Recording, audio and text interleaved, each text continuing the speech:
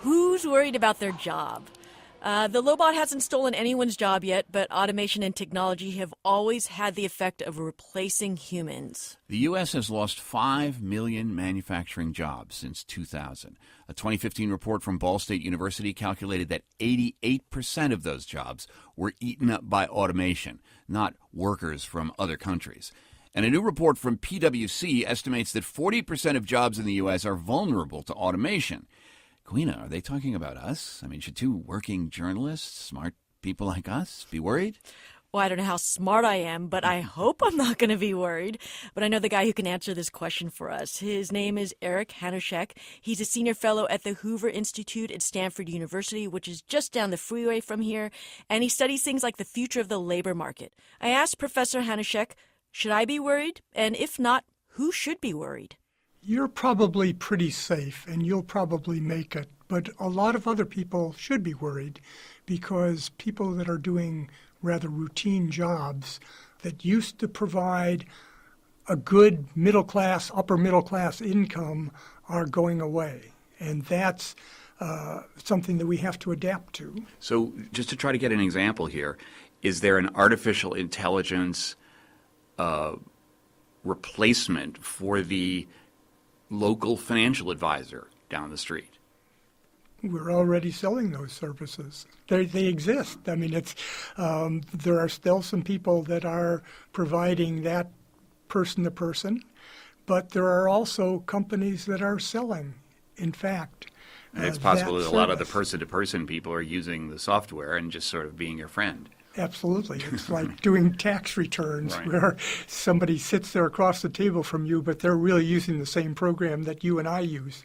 And it's not that all jobs are going to go away. It's just the character of jobs is going to be radically different. We've gone through these big shifts before, and I'm sort of thinking of when we used to be a more agriculture-based economy and we shifted to a more industrial one. How do we go through that shift, and are those lessons relevant still today? Well, some of the lessons are relevant, but not exactly the agricultural shift or the shift to manufacturing even. What's relevant is that today the premium is on skills. It's not on the quality of the land or the organization of the production process. It's on the skills that people have and their ability to adapt to a very different world. So I heard something, you're talking about retraining, and I wanted to run this by you. I was talking to some folks who are in this field, and they were saying that you can't retrain people enough. Once you start retraining people to work on machine A, machine B comes along in 10 years, and then you got to retrain them. And it's almost happening too quickly for this retraining concept to take hold right now. I think that's what we've seen, is that the advances in some production or in the service industry have been more rapid in recent years, pushed by a lot of technology and computerization and so forth, and that has made it very difficult for many people to keep up. Well, but Queena makes this outrageously important point, and that is, 10 years ago, everyone's talking about you have to learn to code. That if you don't know how to code, you don't have a fluency that is going to be absolutely essential for the 21st century. Now they're talking about robots coding. They're talking about software devices that can code, and that coding is not important. And it seems to be a whole generation, or at least a whole 10 to 15 years of community college education has gone down the tubes. Well, that's one of the problems we have. Some people want to predict what next year's jobs are going to be like or 10 years from now. And I keep forgetting the exact numbers, but like half of the job titles today didn't exist 10 years ago. And so it's very hard to predict specific skills. What we need are people that have generalized skills that can adapt, that can move into different kinds of jobs, and they can adjust to these kinds of jobs. Well, I'm curious then, what industries or companies do you see doing that well, either here in the United States or abroad? Well, if you're sitting in the middle of Silicon Valley, you are amazed by what is going on here, of people with new ideas, with new ways of doing things. But I think there's a conversation here in Silicon Valley that we are really importing a lot of that talent from abroad, and our American workers are being left out. They're not being trained, and they don't have these skills. So I guess in that sense, I'm sort of curious. It doesn't really seem like the Silicon Valley companies are stepping up in terms of creating a new American workforce. But are they? You're making a very good point.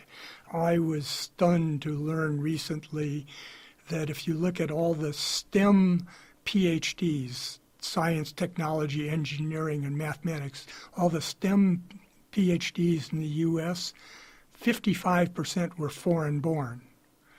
Now that number just blew me away.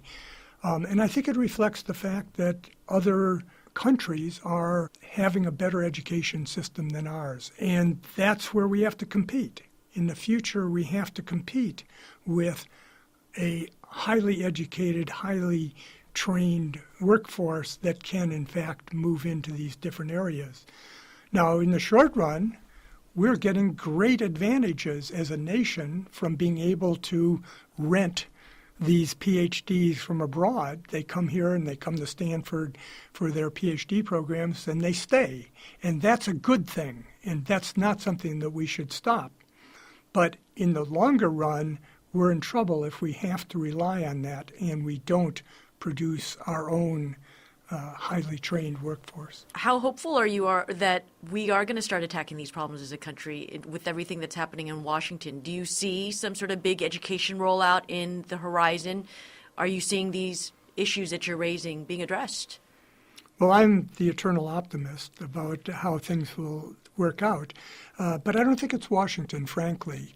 Everybody focuses on Washington, but it's the individual states.